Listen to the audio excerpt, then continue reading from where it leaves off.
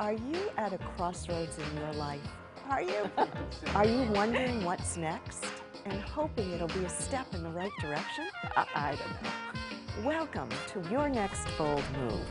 Our show is all about helping you take your next step, whether it's career or relationships or life in general. Second acts do exist. Second chances do exist. And so stay tuned and let's explore together what's next for you. Hi, and welcome to Your Next Bold Move. Today's show is all about money. Our guest today, Jayn Krasco Stillson, is a financial coach who works primarily with women who want to learn skills to manage their money better. So welcome, Jayn. I'm so excited that you're here. Thank you. Why don't we start off by having you just tell us a little bit about yourself?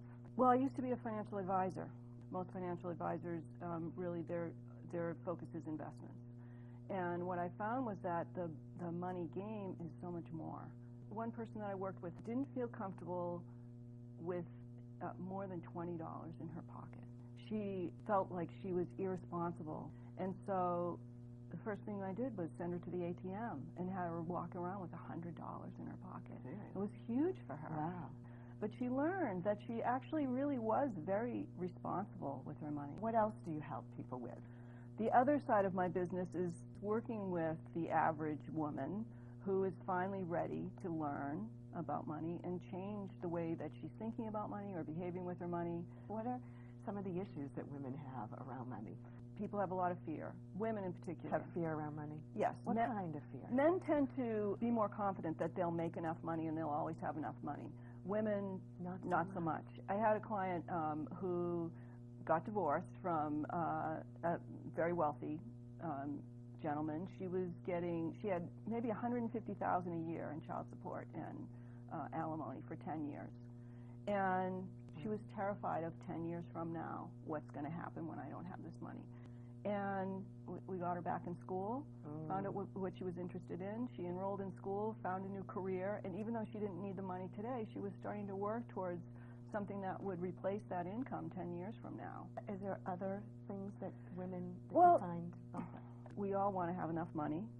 We want to manage it well, and we want to enjoy it. Some people can't do that. Well, some people think if they spend it, then they won't have it, and what if they run out? If you're not feeling in control of your money, then how do you know that you have more than $20 to spend? Well, that's right. When we talk about bold moves and we talk about change, that's a great time to sit down and look at what the situation is so that you can tie it to a life goal.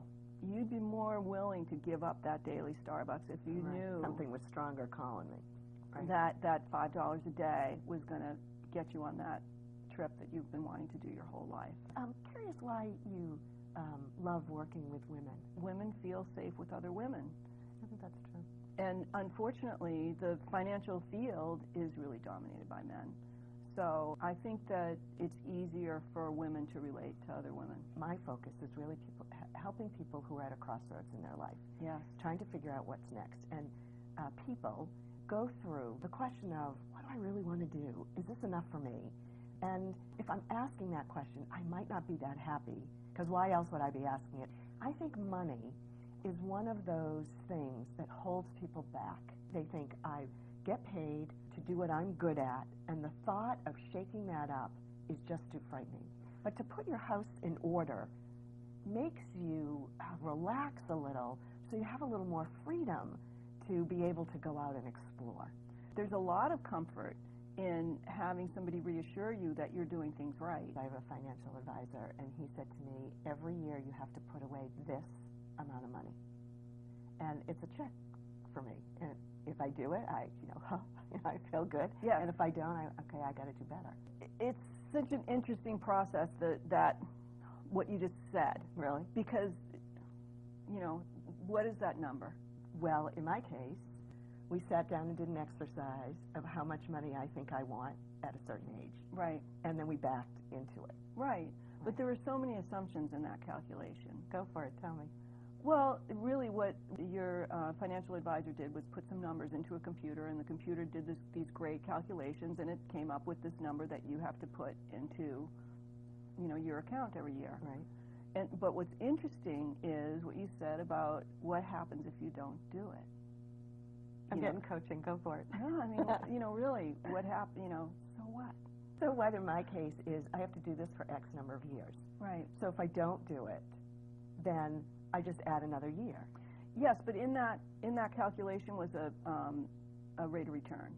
So which could go up higher or lower. You could do exactly what you agreed to do, and you could meet your goal every year and still not have that. Well, that's true. There's so many variables. That's true. Well, so we do the best that we can. That's right. There's a lot of exercises that shine a light on what's really going on, and if you're not ready to face it, let's do one. Okay. You're prepared, right? I am. The exercise in the book actually just uses a dollar bill. Okay. And so you're giving me a dollar? In the class, we all take out a dollar bill, and okay. we look at all of the things that you can do with that dollar bill. Do you want me to tell you? Yeah. I could go to the penny candy store. I could give it away. I could put it in a bank. Yes. Ooh. You've just given me 100. You walk around with this in your pocket?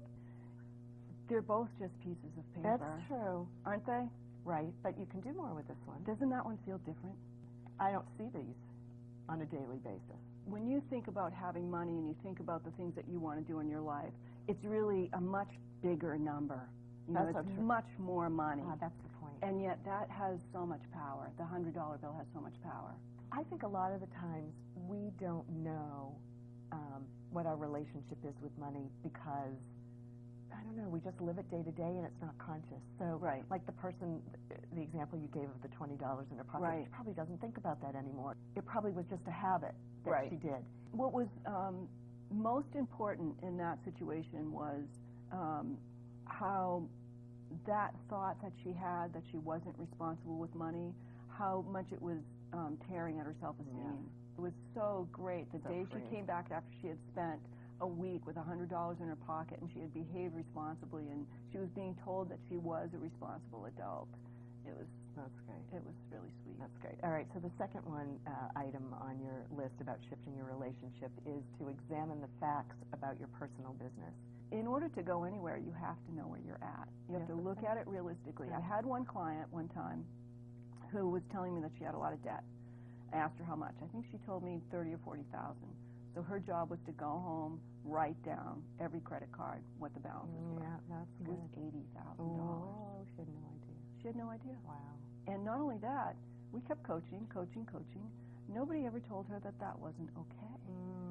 A year later, she had stopped coaching with me, and a year later, she sent me a note and telling me about how much she had paid it down and how good she felt about herself because she was paying that debt off. Do you want to speak to this slide? It's so important to look at the conversations that you have about money, what you think about, challenge whether they're true or not. What was true for our parents 40 or 50 years ago doesn't necessarily work for us. Right.